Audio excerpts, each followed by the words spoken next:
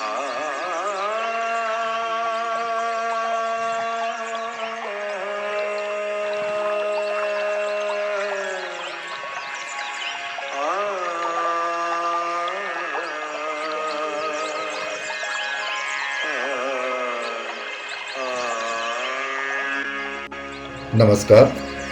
सर्वांचं स्वागत. संगीत समाधी भाग 12. लेखक ब्रह्मलीन योगीराज मनोहर हरकरे. स्वरशास्त्र आणि स्वरोदय शास्त्र. स्वर म्हटले की आमचे समोर साधारणतः सारे गम पधनी हेच स्वर येतात. त्यातील चित्रविचित्र स्वररचना म्हणजे आमचे स्वरशास्त्र होय. परंतु असल्या आमच्या स्वरशास्त्राचा विलास आज तरी केवळ षड्जग्रामापुरताच मर्यादित आहे. गंधर्वग्राम गंधर्वांसह आणि मध्यमग्राम देवांसह लोप पावला आहे. त्यातील स्वरशास्त्रांचे आम्हाला आज तरी मुळीच ज्ञान नाही. राजा विक्रमादित्याच्या दीपक रागाबद्दल आम्ही बरेच ऐकतो. लाडक्या अकबर बादशहाच्या दरबारात स्वतःला सेवा रुजू केलेला गायक मिया तानसेन आमचा गायनादर्श होय. त्यांच्याही दीपक रागाबद्दल आम्ही ऐकतो व ते सर्व खरे मानून त्यावर ग्रंथ रचतो व चित्रपटही तयार करतो. परंतु या दीपक रागाचे स्वरूप काय, तो कसा गावा, गाण्यापूर्वी तो कसा सिद्ध करावा, त्याकरिता गायकाच्या जड सूक्ष्म शरीराची अवस्था काय असावी लागते याबद्दल आम्हाला अणुस्फोटा इतकेच ज्ञान आहे. तरी पण आम्ही मिया तानसेनाची तोंडभर स्तुती करतो व त्याने दीपक राग म्हणून दिवे लावलेत असे मनोमय मानतो व धन्य होतो.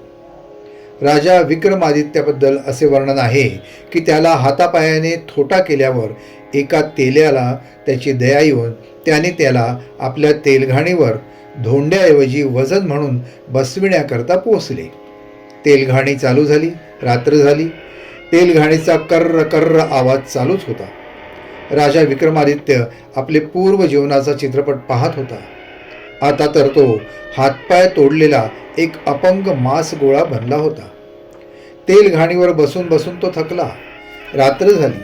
त्याचे मुखातून संगीताचे स्वर बाहेर पडू लागले. जीवन अतिशय दुःखमय व अवहेलनेने परिपूर्ण असताना राजा विक्रमादित्याच्या गळ्यातून श्री किंवा मारुह सारखे रागाचे स्वर निघायला पाहिजे होते. परंतु विधियोग निराळाच होता. राजा विक्रमादित्याच्या गळ्यातून सूर निघू लागले. सर्व शहरात जागोजागी अवकाशात ज्योती पाजळू लागल्या. काय चमत्कार हा! कोणाच्या तपोबलाने या ज्योती चमकत आहेत? राजा विक्रमादित्याच्या गळ्यातून स्वर निघत होते दीपक रागाचे. नागरिक शोध घेऊ लागले. पण बरेच गायक ठाई ठाई गायन करीत होते. कित्येकांना वाटले की आपल्याच गायनाने हे दिवे लागलेत. मग त्यांच्या गायनाचा राग कोणताही असो. गायकांचे गायन बंद पडले पण ज्योती प्रखरच होत होत्या. याचा अर्थ इतरे जनांच्या गायनाने हे दिवे लागले नव्हते. कोण हा महात्मा असावा की ज्याचे तपोबलाने या शतज्योती पाजळल्या? उत्सुक जन गावात फिरायला लागले. तेल्याच्या घाणीवर एक हातपाय तोडलेला जिवंत गोळा गाणे म्हणत होता. इतरांना विचित्र व बेसूर वाटणारे ते गाणे. त्यात रस नाही की स्वर नाहीत. रसहीन व बेसूर गाणे. आणि गाणारा कोण तर इतरांना वाटणारा एक अट्टल बदमाश की ज्याने राजकुमारीचा कंठा चोरला म्हणून राजाने त्याचे हातपाय तोडले होते. दीपराग व दाह. लोक त्याला विडावू लागले. ए थोट्या, शहरात चमत्कार होत आहेत. दिवे लागत आहेत. अधांतरी भलत्या वेळेस हे काय वेडे वाकडे गाणे म्हणतोस? बंद कर तुझे रडणे.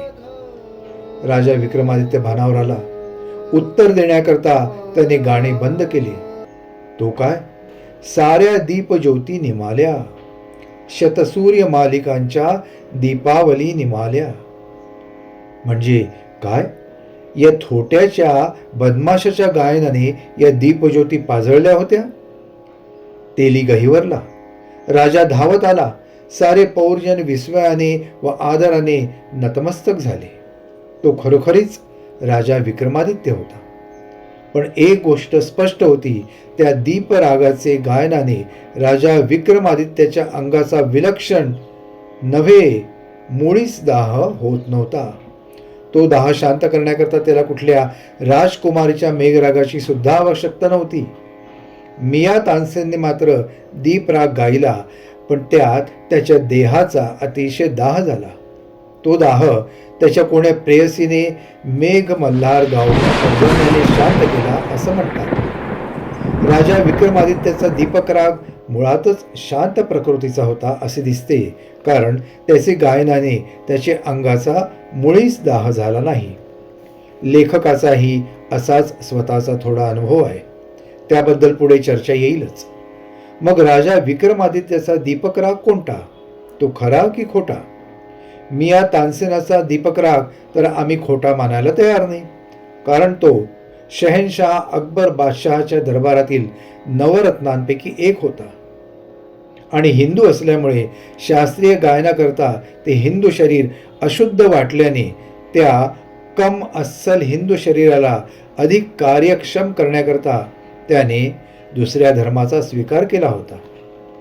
राग खोटा म्हणावा तर दोघांनीही दिवे लावून दाखविले होते. मग राग स्वर किंवा साधन प्रक्रिया किंवा शरीर शुद्धतेत काही फरक होता काय? साध्या तांब्याच्या तारेतून वीज चटकन निघून जाते, पण तीच वीज टंगस्टन धातूच्या तारेतून धाडली असल्यास विजेच्या प्रवाहाला गतिरोध होऊन त्यातून प्रखर उष्णता उत्पन्न होते आणि त्या प्रखर उष्णता निरोधातून प्रकाश प्रकाशू लागतो. विजेचे बल्ब ही त्याच विद्युत प्रवाहाला विरोध झाल्याची फलनिष्पत्ती होय. असला प्रकार तर नसेल ना? मियाजींच्या गायन प्रकारात वा शरीररचनेत काय खरे मानावे? राग खरा की गायकाचे शरीर खोटे? आजच्या भागात एवढंच. पुन्हा भेटूया पुढच्या भागात. नमस्कार. हरि को सदा, जो भजे हरि को सदा.